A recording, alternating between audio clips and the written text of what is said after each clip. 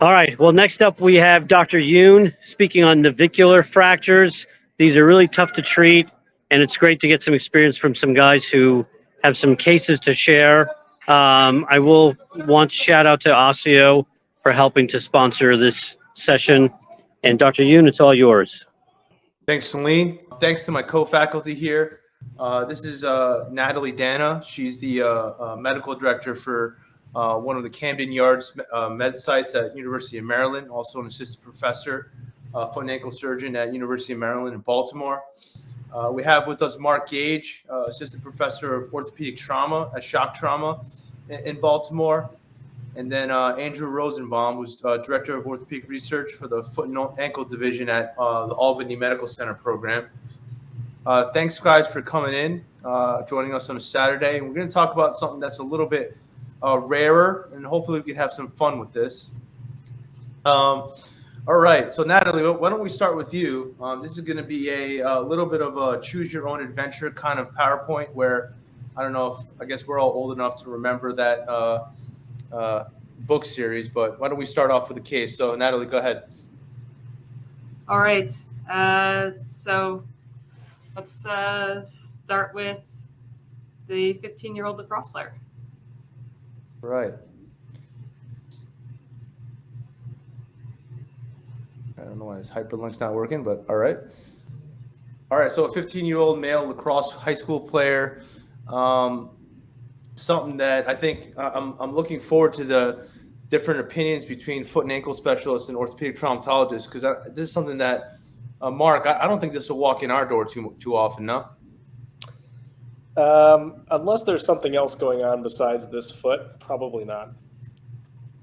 All right. So then let me just ask Andrew. So this comes in. Can you educate not so smart traumatologists like me and Mark? Like, what are you thinking when this comes in? You know, you think this is complete, I guess, BS? You sending them out, or what are your thoughts as you kind of go down and see this potentially future professional athlete?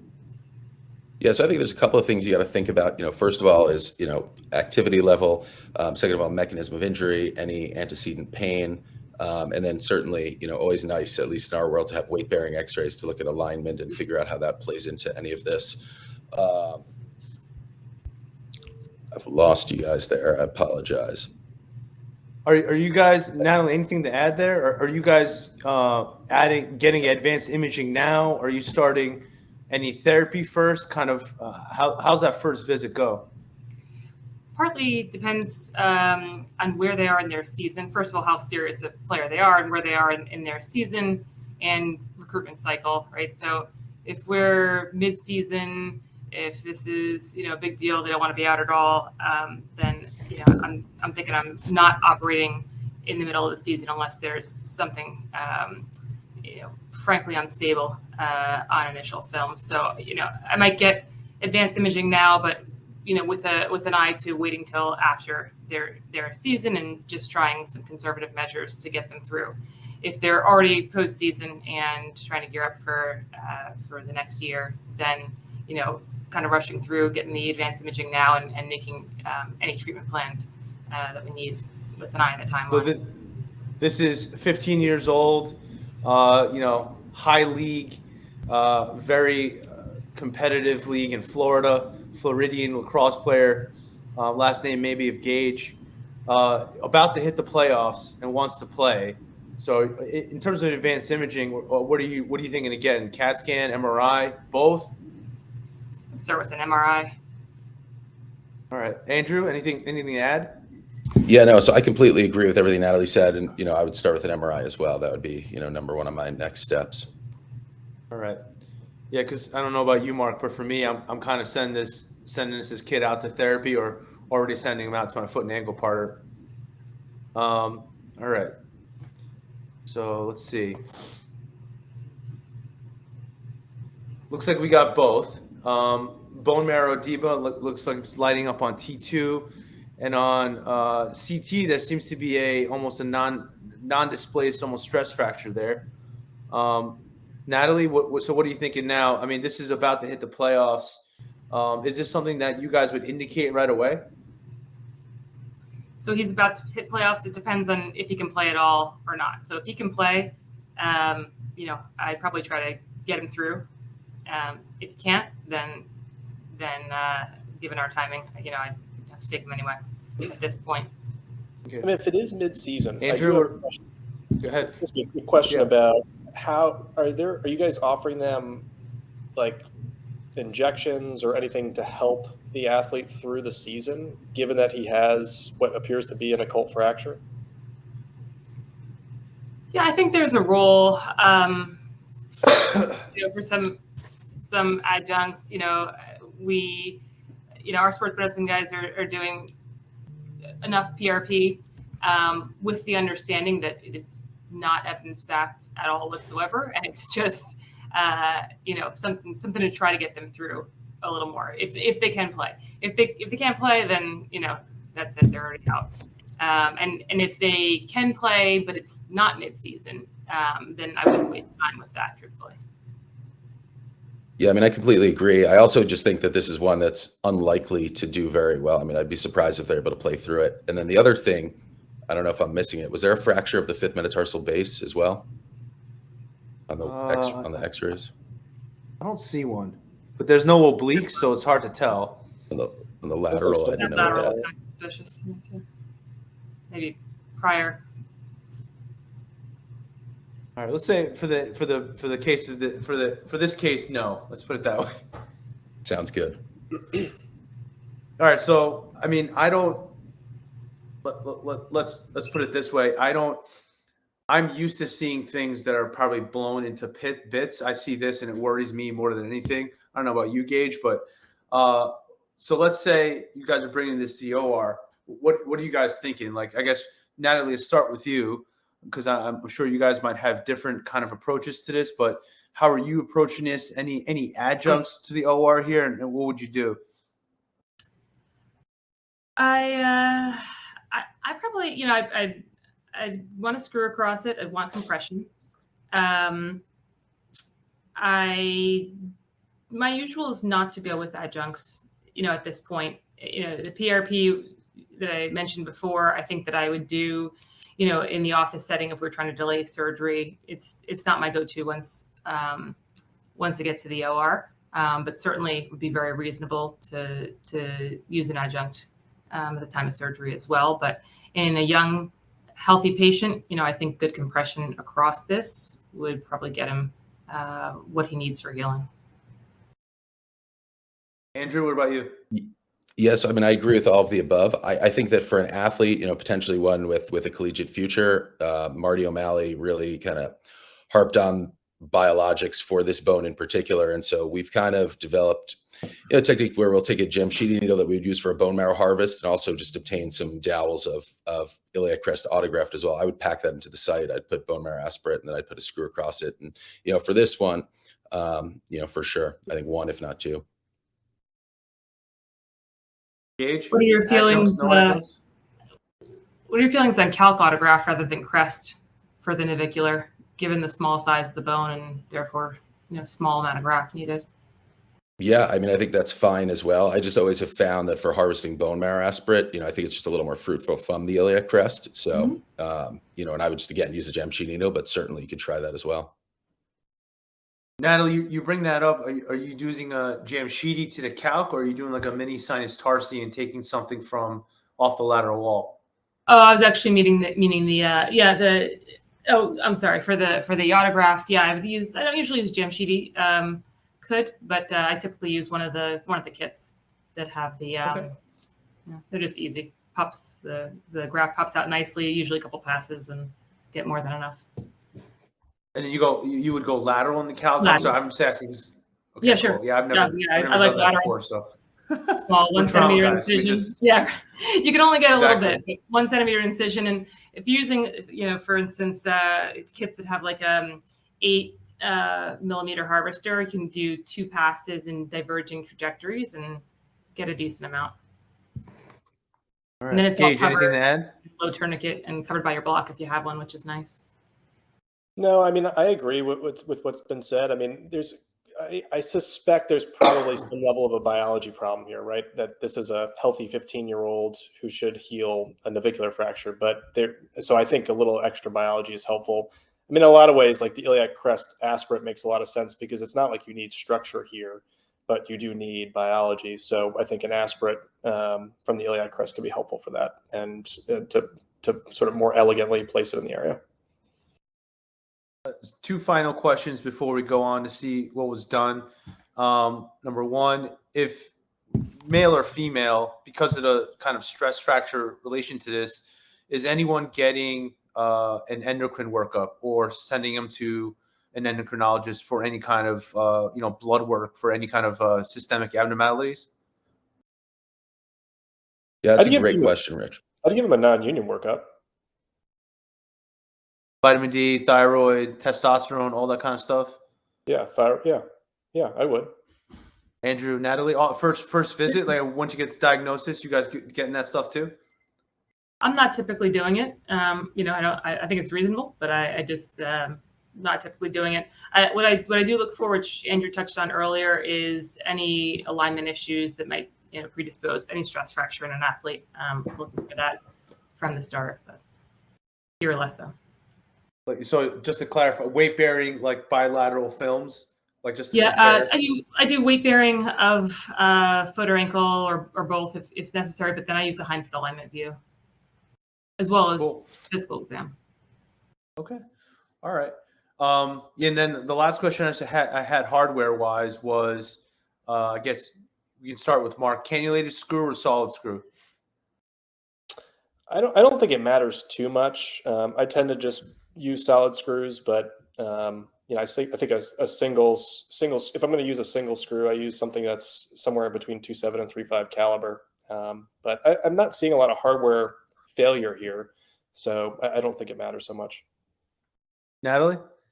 I don't think it matters that much. I try to go solid for athletes just because I don't know how they're going to beat them up. But I can't. I haven't seen a broken navicular screw. Knock on wood. Andrew? Yep, same here. 3.5 cortical screw, with a lag technique. Yeah, I'd have to agree. I think so. I think my entire residency, we only read about Jones fractures. I never actually did one.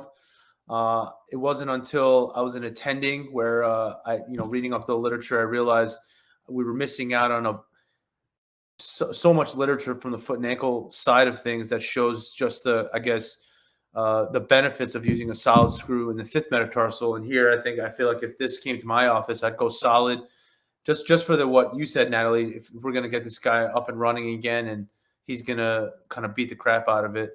And also, if your rep's not behaving that day, you just get a solid screw that costs $25 versus a cannulated screw that costs $250. So you just, you can put them in the penalty box.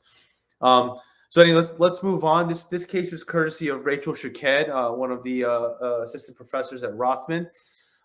She kind of went with everything that you guys said. She went with opening up the fracture through what it looks like a intermedial approach or direct anterior approach.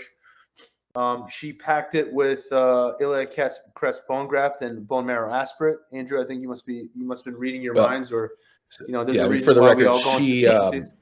I had no idea that was her case, but she trained with me, so it's there we go, and there it is.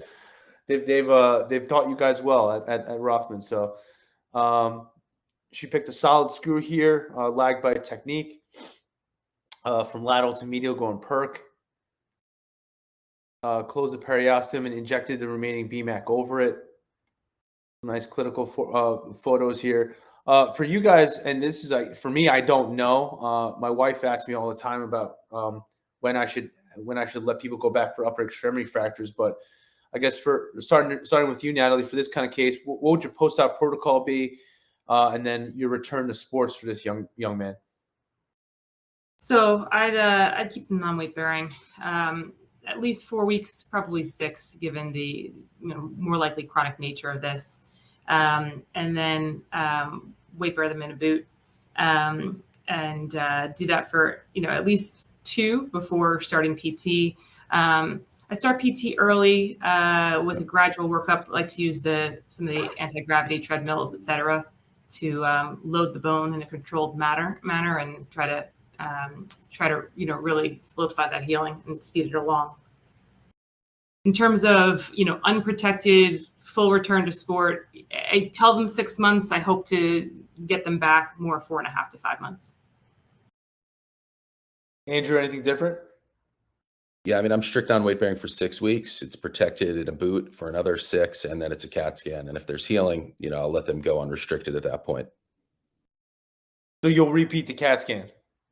I will, pretty routinely for this bone in particular. I mean, there's really not many things I'll do that on religiously, but the navicular I've just found is so difficult to heal.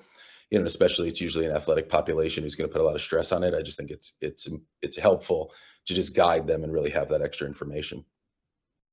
So you get it at 6 weeks or 10 or 3 months. I'll do 3 months. Okay. What do you do if the CAT scan shows incomplete healing, but they're swearing to you they've got no pain whatsoever, completely non-tender? Yeah, so that's right. So that's a tricky situation, and I think that's where the art of medicine, plays a big role in this. And so that's somebody you have the discussion with and explain to them, that what they're feeling and what the imaging is showing is a little different. It doesn't match up, and I'll let them start advancing things, but I'll probably try and get insurance to approve a bone stimulator. Not that there's a ton of literature to support it, but just to make myself feel a little bit better that we're trying. And then ultimately they have to know that if they want to get back and they start having pain, the expectation is they let us know and titrate things down a little bit. This is why I like not having the pressure of having to deal with the stuff that you guys deal with. Most of our patients at this point don't follow up, so it'll be a good scenario. All right, so Rachel, I think something similar to what you said, Andrew. Weight bearing at 6 weeks in a boot for 4 more weeks. This is always interesting to me because I feel like the more and more subspecialists I speak to, the more and more subspecialist specific DMEs I learn more about. Do either of you guys use a carbon fiber plate? I don't. Can you tell me what that is? I don't know what are the benefits of this? I use it a lot, but not for hindfoot. I use it more so for midfoot. I direct patients to Amazon to order carbon fiber plates all the time. They are super thin, super lightweight, totally rigid. And so if you want to, restrict motion at a joint, and for me particularly midfoot and distal, you can put that in the shoe underneath the cushioning that's already in their shoe, and make their regular shoe more like a hard-soled surgical shoe. But for hindfoot, I can consider navicular still hindfoot. I would also want to control some of the hindfoot motion. So I might want something that came up a little higher than a carbon fiber, but it at least, reminds them that they have to take it easy. You have to lower your impact somewhat with a carbon fiber in your shoe. Andrew, do you use carbon fiber pretty routinely? Not routinely, but I certainly would consider it. I'm not huge on orthotics or shoe wear stuff, but I think it's definitely a reasonable option. Can we get a video clip of a foot and ankle surgeon saying that he's not high on orthotics? I feel like my foot and ankle partner has like a 6 foot high closet of DMEs in our shared office. So I'm like, I don't even know what half these things are. All right, so let's no, go ahead, Andrew. What did you say? No. I mean, yeah, it's just a funny thing. I mean, we don't make them in our office, and I think that's probably half of it. Is there's it's just they go out, they get them somewhere else, they get pissed that they had to pay cash, and I find a lot of times they don't work very well. All right, let's move on to the next one. I think the links aren't working, so we'll just go on to this one. Gage, why don't we start with you? This person lost their way. I don't know how they missed Natalie's office and showed up in yours. D1 ball player. They just committed to Duke. Feel like he sprained his ankle, but has pain in his dorsal hindfoot. What are you thinking here? Well, I mean, I think whenever I kind of hear this kind of story, I'm always looking for, and there's nothing obvious on the X-ray. Like I think I see something here, and I realize we're talking about navicular fractures here, so there might be something cooking here. But I always am concerned about occult midfoot injury, ligamentous injury, and so I typically, if the radiographs are negative, I'll tend to get some weight-bearing films to look for some of that in the office. And then, and if still nothing's cooking, then I'll probably go to some sort of advanced imaging, either a CT or an MRI. Yeah. The X-ray tech called out, and the new one they sent in doesn't have the ability to get weight-bearing X-rays. So, this is the conundrum for me. Like, Andrew, how do you choose between CT and MRI here? Yeah, it's a great question. I'm not sure I still have the exact algorithm down. For me, I just think that when I look at this X-ray, I agree, knowing we're talking about navicular fractures, and I'm almost certain this is my case. I know where this is going. But with that said, it's an MRI is more useful for me. I think that I'm more thinking in a situation like this, bone marrow edema, which you're going to see better on an MRI than a true fracture line. If the MRI, does show a fracture that is not terribly clear, then I sometimes will augment that with a CAT scan as well, just to really understand the pattern. So Natalie, Andrew ordered an MRI, but insurance didn't auth it, so he got a CAT scan. Good enough. So either that, or that day he was just feeling like he wanted to get a CAT scan. What do you see here? And kind of let me know the thoughts that are kind of going through your head as you see this the fracture in this 18-year-old D1 basketball player. Yeah. So there's enough distraction at the joint there that I'm a little concerned, and it looks pretty sclerotic as well. So I'm concerned about the chronicity of this process and what his healing potential is of this. And I think on this one, I don't see a reason to wait mid-season just for playoffs. Doesn't matter. He's got to go and get some implants in there, some fixation. Gage, what do you think in this? You're going to take it over to obviously not the main, probably not PG, but what are you thinking here in terms of fixation strategy? Yeah, for me, this looks like a more advanced stage of the case we had before.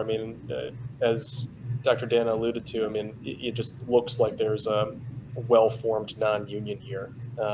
And so this is one where I would consider a similar approach to what we took on the last one, but this one also probably needs a little structural graft. But I think, I still think it could probably be done as an outpatient surgery. I think that maybe that's what you're asking about, in terms of the setting in which I would take care of it.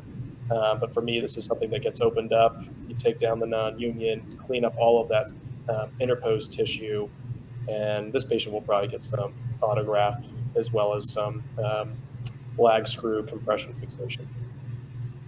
Yeah, Andrew, can you? You're right. Is this your case? Could you walk us through kind of what your thoughts were and kind of what your steps were for this one? Yeah, so this is something that needs surgery. This is one where I would definitely get a non-union workup. They're going to get started on 5,000 units of vitamin D a day, or I'll do 50,000 units once a week, regardless. And again, it's a surgical issue right off the bat. So we've got the CT, we know what's going on, and again, I would do it exactly how Rachel did that last case, which is bone marrow aspirate, iliac crest graft, and it's going to get screws for compression. Why both? Why iliac crest graft and the bone marrow aspirate? Well, I just think it adds a little more biology. It adds a little more surface area for healing. I suppose you don't need to at all, but it was certainly the way we were trained, if nothing else. But I'm not sure you absolutely have to at all. Kitchen sink approach, I guess.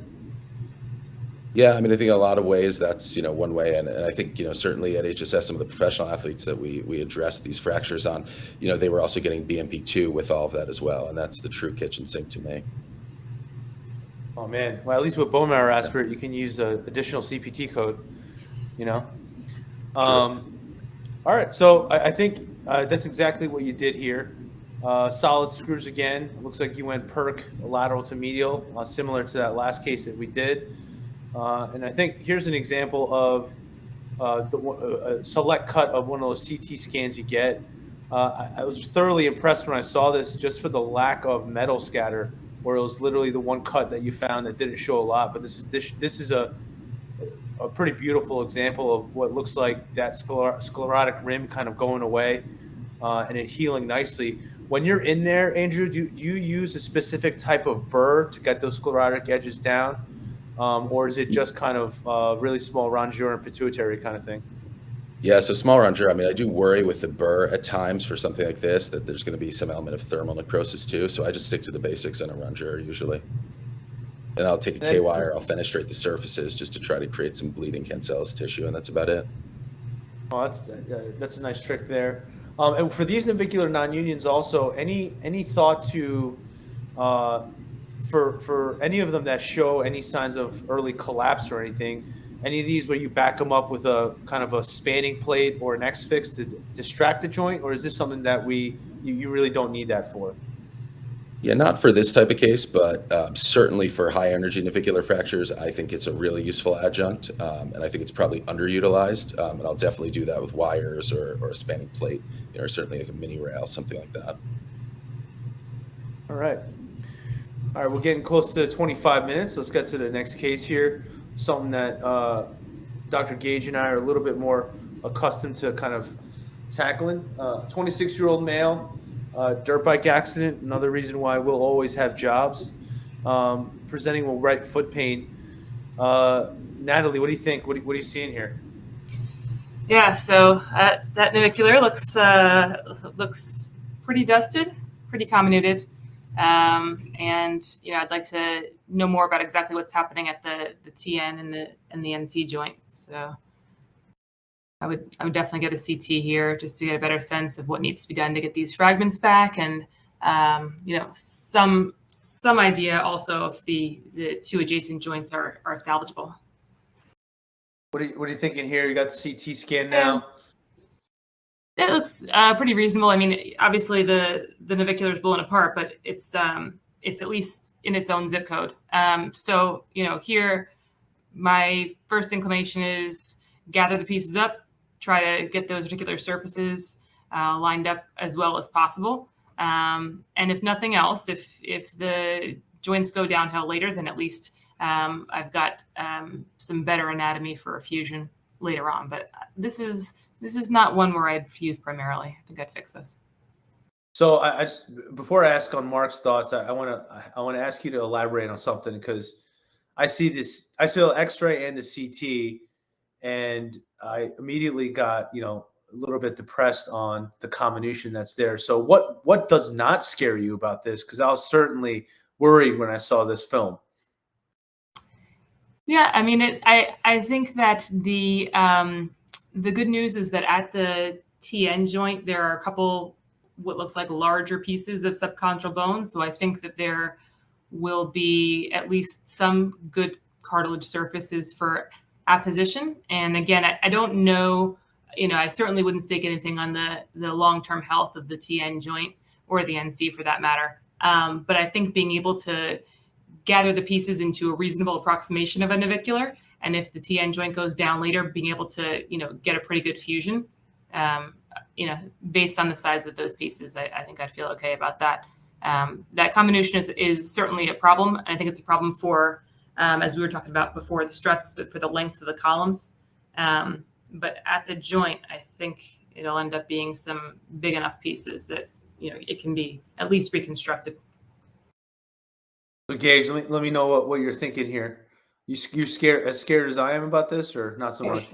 I mean, I have sort of a fatalistic approach. I mean, Natalie highlights it. I think that it's probably one of those things that I'm trying to restore the medial column length as much as anything. And I liked Andrew's idea of spanning plates. I think for me, for these impacted naviculars or cuboid fractures, I tend to start with some sort of distractor. I use a Hinterman typically that I apply straight anterior, dorsal rather, and then I'll piece the joint, piece the navicular back together, and then I will just put a spanning plate in to continue the distraction that I have across the navicular, and I'll just take it out, somewhere between 4 and 6 months later.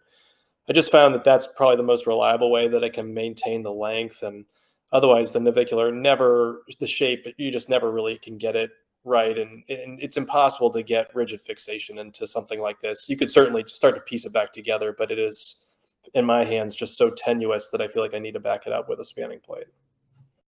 No, I agree with you. I think to further expound on what Natalie said, the fact that she said it's not that it's in his current zip code. If this thing was spit out dorsal, I certainly worried about length, certainly a lot. Yeah, I'm the same way. I guess the conversation that I have with the patients beforehand is that these never really do well. Makes me feel better from the day one, knowing that there's going to be some level of collapse, possible fusion down the line, and at least a second surgery of taking that spanning plate off.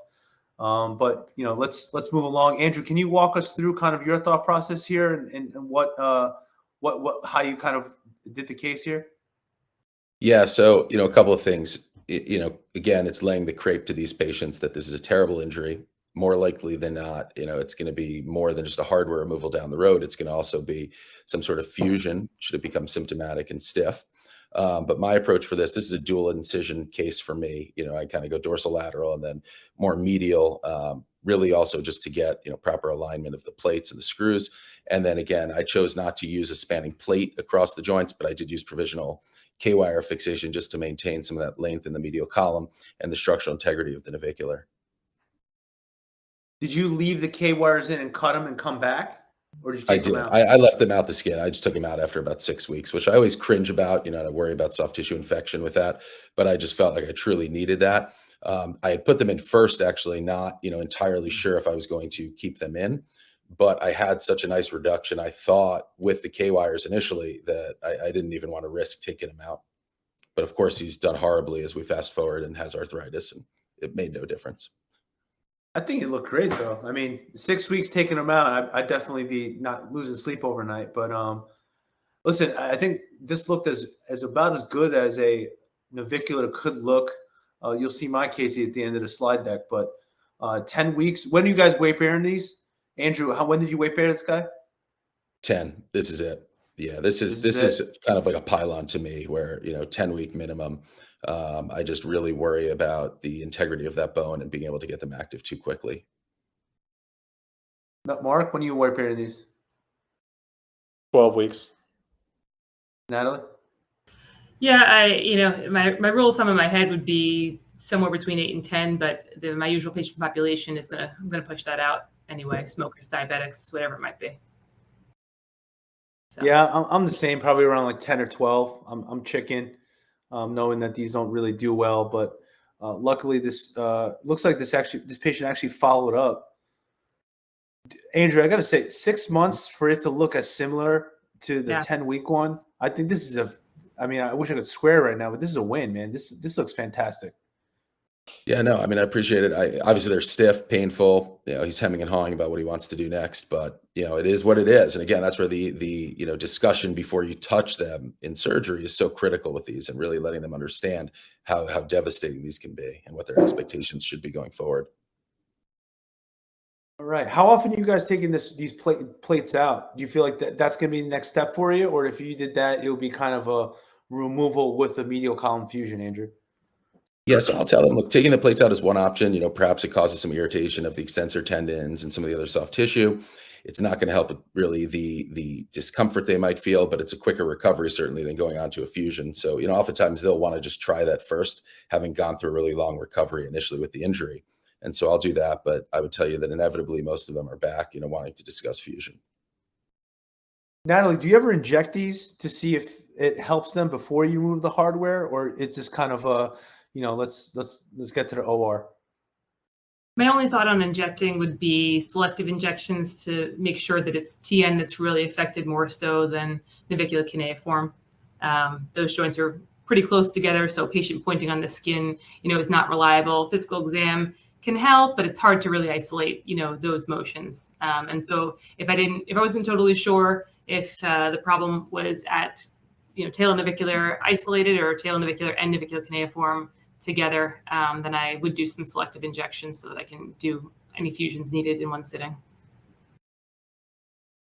Very cool. Thank you. All right, on to the next case here.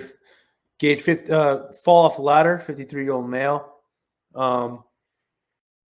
Initially injured 6 weeks prior, got sent out to a podiatrist in the community who placed the patient in a boot and made a partial weight bearing. In the ER 6 weeks prior, was treated, and then after follow-up, now I guess 10 weeks out, shows to be redislocated, skin's intact, but there's a lot of swelling. So this is the injury film. This is with it reduced. And this is when it came back. And at this point now, it is almost 3 months out. So Gage, what are you thinking here? I mean, the chronicity of this makes this challenging. In some ways, so it looks like a talar navicular fracture dislocation of the navicular, and I think that might be it. But nonetheless, I mean, there's so much shortening and instability there that I think, I would address this open, and I would similarly use probably spanning plates to get that medial column realigned. And I would just span it into the talar neck. And similarly, I would piece together the navicular first, but then I would, rather than, cross pinning or doing something across the talar navicular joint to restore some stability, it would be hard to do any sort of ligamentous reconstruction here. So I would probably just span plate across the medial column from the navicular, from the talar neck down to the cuneiforms. So Andrew, Mark went to the OR without a CT. I'm going to give you a couple cuts of a CT. They're not great, but what do you think? What are your tips and tricks for this? Because the chronicity of this definitely makes me upset, because this is a way easier fracture to take care of early on. What are your tips and tricks of getting this out to length? And do you see any select CTs in the CT cut that make you feel a little bit better? Nothing about this makes me feel good. I mean, this is a disaster. And, for starters, I'd want to know a little bit more about the patient. I mean, it blows my mind that this is someone who could go that long without really seeking somebody for more definitive treatment recommendations than a boot and partial weight bearing. But, for me, they're getting, regardless of this CT, just based on the chronicity of it, they're going to get a primary fusion. And frankly, I would consider not only, for a primary talar fusion for me, it's going to be 5/0 headless screws. Sometimes I'll supplement it with some staple fixation. But with a situation like this, where there's a soft tissue component that's led to this fracture dislocation, I would even consider spanning this with a plate across the NC joint as well, with a plan to then take that out once it's all healed. So you would go right to a primary fusion here. That was my next question. Mark, what do you think about that? Yeah, I mean, I think it's totally reasonable. Given the chronicity, I can't imagine that joint's going to be in great shape. Yeah, no, I agree. So I think Natalie can give us a little bit more info on the patient. This is her case, but I assume this is one of those 53-year-old guys who won't say no for an answer. I mean, if it takes 3 months for him to come into the office with his foot looking like a small cantaloupe and still in pain, I'm still amazed he got the weight bearing X-rays that were shown here, which is amazing, because I would have never done that either. Just tolerating wise. So Natalie, can you walk us through kind of what you were thinking here, and what you kind of talked to the patient about, and kind of how you fix this? Yeah, sure. So this is actually one of my more reasonable patients. He was just unfortunately completely misled by the podiatrist who saw him, who didn't show him his imaging and just told him this was, a small bone, it's broken, no big deal, it's going to heal up. Don't worry about it, come back in 6 weeks. And when he went back to that podiatrist's office, obviously it was shown to be redislocated, and that podiatrist actually sent him to one of the podiatrists at our institution, who luckily realized what a problem this was and sent him over to me. But what really got me on the CT here was the erosion of the talar head from that lateral fracture fragment. And, I think going straight to a fusion due to the chronicity is perfectly reasonable, but what really pushed me here was that I felt that when I took a look at the talar head cartilage, it was just going to be unusable. And that is, in fact, what it looked like. I didn't have any gross intra-op pictures, but the cartilage is really eroded from the fragment there. And so I felt that doing a fusion primarily was, his best option for his best function, and also getting this to heal, because there'd be increased bone stock, and blood flow from the talar head itself once I took down that cartilage and subchondral bone. So I did also, go the route of the spanning plate here. The most comminution was laterally on that navicular, so I felt that was at highest risk for collapse. So I put that spanning plate on. Did tell the patient, we'd have a plan to take it off. I was not intending to take it off before 6 to 8 months post-op. Interestingly, when he came back weight bearing, he was thrilled with his progress, had no pain, wasn't a guy who was particularly active in terms of high impact activities. This happened, I think he was on a ladder cleaning his daughter's bedroom window from the outside of the house. So he just wants to be able to kind of work around his house. He's an engineer, so desk job. And so this plate actually is still on, hardware is intact, and he's pretty happy with it. When you guys are fusing these, any adjuncts here, BMAC, Crest, or are you just going to direct, just compress the crap out of it kind of thing?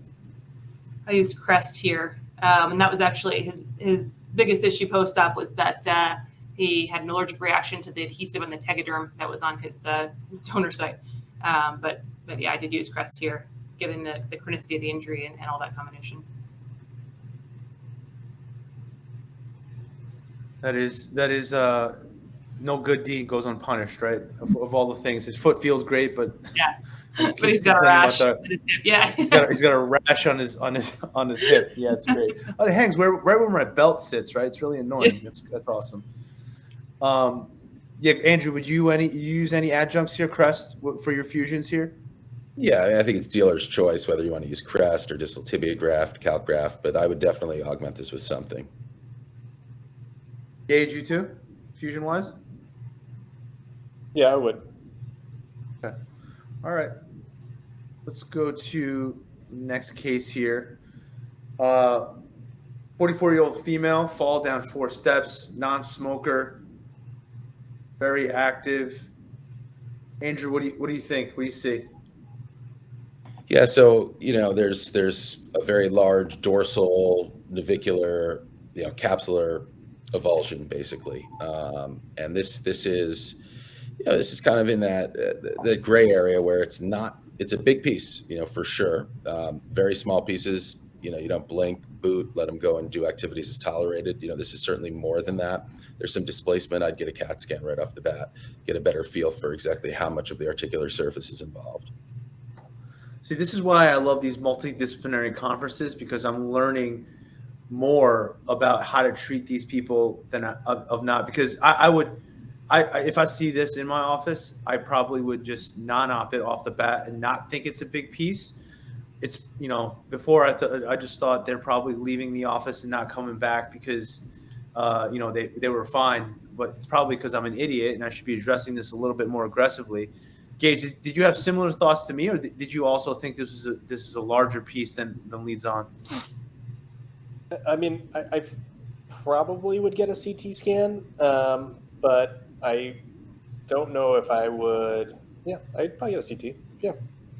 And if I can add a little history in this patient too, I mean, I agree. This is, it's a big piece to me, but I think that it has, a decent potential to heal non-op. This patient in particular had an upcoming hiking trip about 5 months after this injury. And 5 months is a long time, but with that distraction at the fracture site, that might just add a layer to her timeline.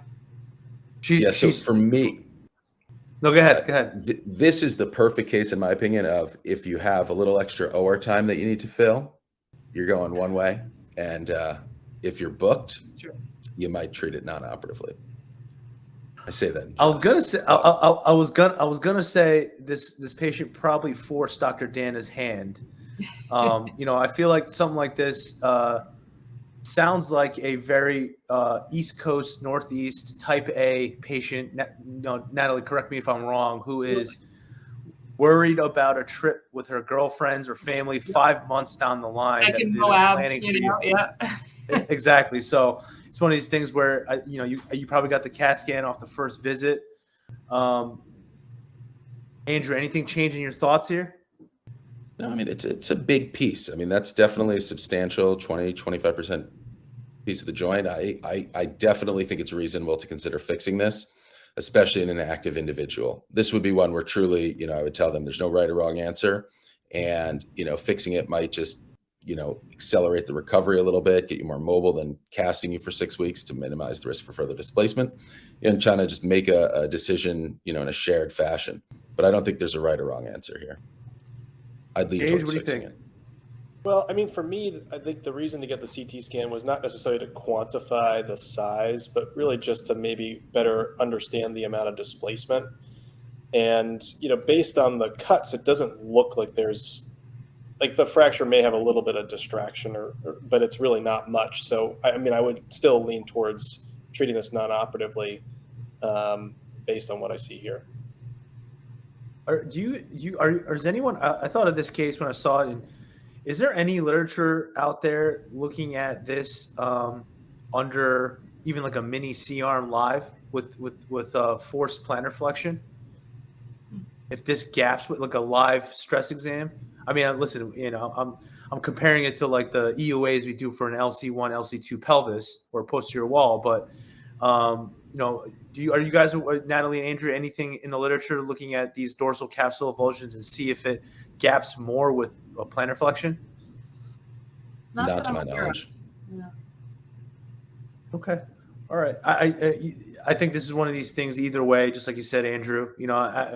Listen, we've all been there. If you got a little bit of time and you're about to hit your threshold for bonus, you might just add it on, right?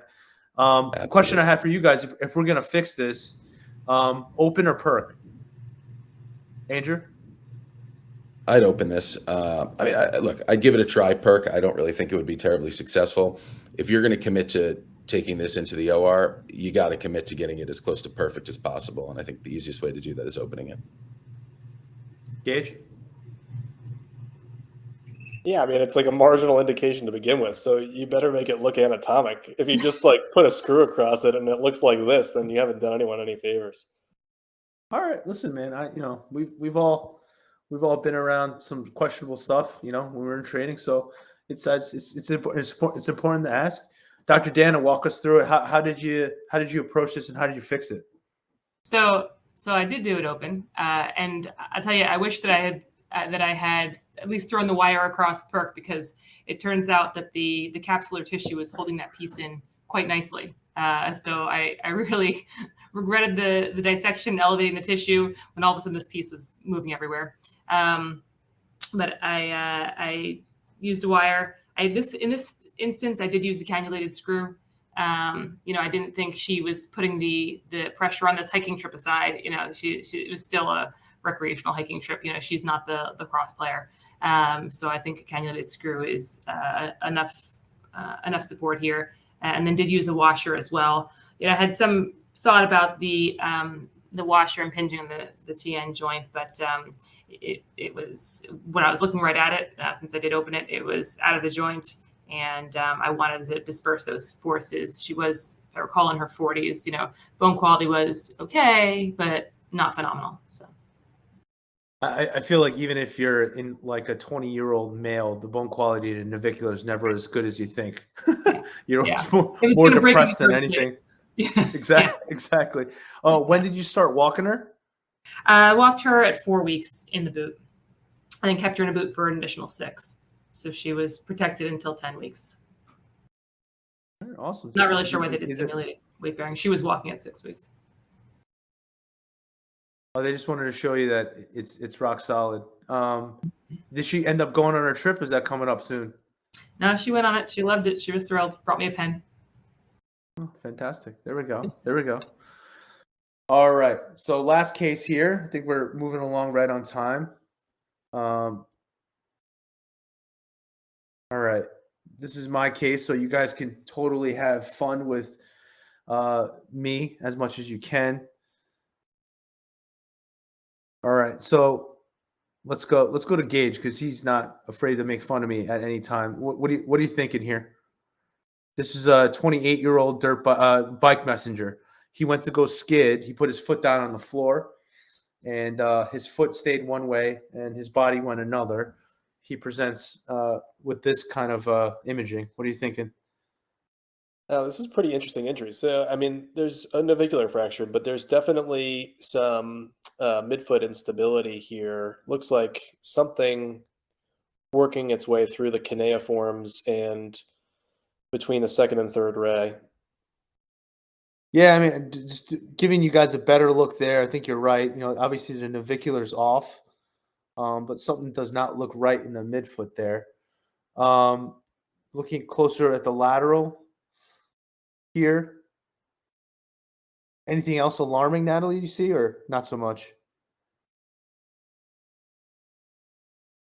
Yeah, I'm interested in what's happening at the navicular cuneiform joint there. It doesn't look totally congruent to me. Does everyone agree getting a CT here? Yeah, for sure. Yeah. For sure. All right. Is this video going to work?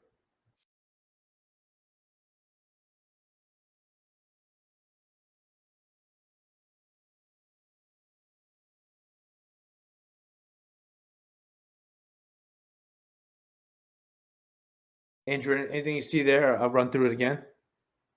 Oh, I'm not seeing any video. Yeah. You guys don't see Yeah. anything? No. Just one axial, the first The axial. talus looks good. Yeah. Oh, there we Oh, go. no. All right. You guys seeing it now?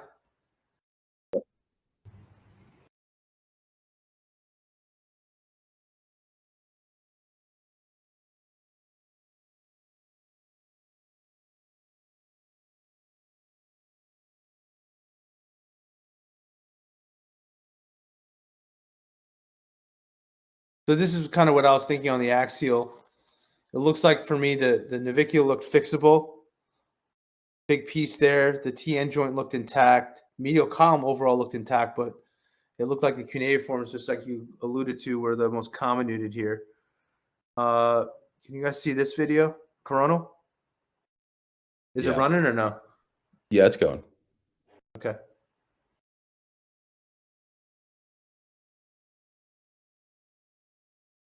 We run through that one more time. Natalie, what do you think?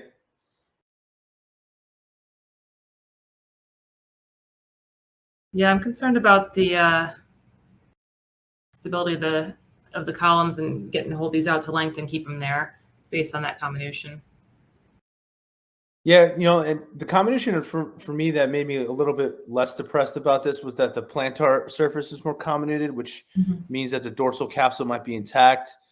And then the cuneiforms actually make me less nervous than the navicular because I feel like, you know, a midfoot fracture is easier to fix than the navicular, which is, you know, significantly depressing. And then let's see, run through the sagittal here. Gage, let me know if you see anything different. Yeah, just more of the same. I do appreciate the fact that there's just a lot of plantar comminution of that lateral cuneiform and the navicular. So sort of tough areas to assess or to address rather. So the next question is looking at the soft tissue shadow. Natalie, starting with you, I guess, you know, is you taking this right away, putting it in a frame, letting it calm down, or are you just going to kind of splint it and let the soft tissues kind of come down? I'd probably splint it and let soft tissues calm down.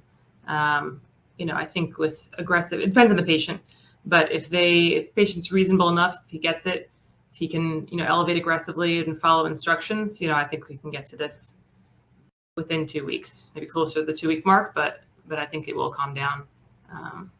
So I don't think it needs a frame. If it's someone who's, you know, not going to listen and do whatever, not elevate it, then a frame will at least let him stay longer until it calms down and keep this relatively stabilized. But it's not my go-to for this. Andrew, anything different? No, I totally agree. I would splint this, but if they were truly unreliable, I don't think it's unreasonable to do a frame. Mark, agree? Well, yeah, if the patients have dislocations, I feel like their swelling doesn't really resolve all that much. And so I tend to do something on the front end in those situations. I'll do something like some sort of close reduction and pinning, or an X fix. I think just to get them generally better aligned. The other time that I'll delay doing anything on them is if their mechanism of injury is a crush injury. Then I tend to sit on those injuries for a couple of weeks just to get a better sense of what the soft tissues are going to do before I start to reconstruct them. But interestingly, I mean, I just in some of these injuries, like Liz Frank's or sort of complex midfoot injuries, I feel like the swelling, I just sort of operate through the swelling at times because it takes a while for it to resolve. Like waiting for And weeks. your wounds are okay going through that? Yeah, it seems like it. Yeah. Yeah, it's far more forgiving than if it's sort of hindfoot and ankle injuries. Gage, that's your next project for one of your fellows, operating through swollen feet for midfoots. He was a relatively reliable guy. He didn't have any insurance. Not that it matters to me. I don't care about insurance status, but for me, I ended up waiting 10 days because for a couple of reasons. One, the swelling was significant at a point, but he also had some abrasions around where I would want to make some incisions. So I wasn't really too excited about, operating through it. He also wasn't like the cleanest person, like Jersey City, New Jersey, hipster, bike messenger. It was just not like a really good situation for me. So I ended up waiting about 10 days here. And then when we went in, I guess going back here, Natalie. So what I guess what's your goals here, and what's your sequence if you're thinking about fixing this? Yeah, to me, it's about getting everything out to length, especially with the combination we had seen on the CT. I think that remembering the CT, I mean, I'd probably want to probably start more medially, distract enough to be able to visualize and reduce the fragments. Get some fixation on the navicular, and then look to the cuneiforms. I would use spanning plates here as well. Andrew, anything different here? No, I agree. I mean, it's creating a stable hindfoot and midfoot with this, and it's dealer's choice. But for something like this, I would use, joint spanning fixation. I wouldn't go with screws across the joints. Great. Yeah. So let's see what I did. You guys can grade me. So same here. My goals here, obviously, length, fix the navicular to the best of my ability. Certainly not as good as you guys, I don't think. Assess the medial column and then bring everything back to that medial column from medial to lateral. I guess from lateral to medial, going back to the arch, so to speak. And then remembering too, I guess the instability that's there for all the for these high energy injuries, just to repeatedly remembering to stress the foot so that you don't miss something. Instability, I think, is really important here. I think for me anyway, the way that we get x-rays in the office, and it's just not as reliable. My fluorals are probably my best x-rays. So just looking at the overall alignment and making sure images are okay. Obviously here between the second and the third, getting this back together, confirming my CT read along those lines. You can see here that the Hinterman's here to help me get my length all the way out. I like getting it on the lateral too, because it gives me more of a truer view of, I guess, the overall length, and to make sure that my navicular has not spit dorsal, so to speak, and making sure that my dorsal aspect is all lined up appropriately.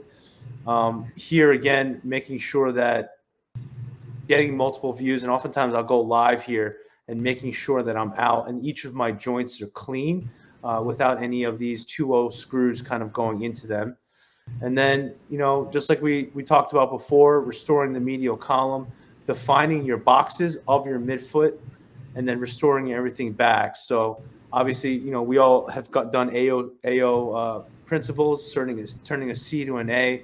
So after that navicular is fixed, kind of bringing everything back to the midfoot stressing to make sure if you're stable enough. And here I feel like there was a little bit of a gap, so made sure to address that, bringing box 2 back to box 1, and then using the appropriate fixation in addition to a solid Lisp Frank screw to recreate that medial kind of midfoot structure.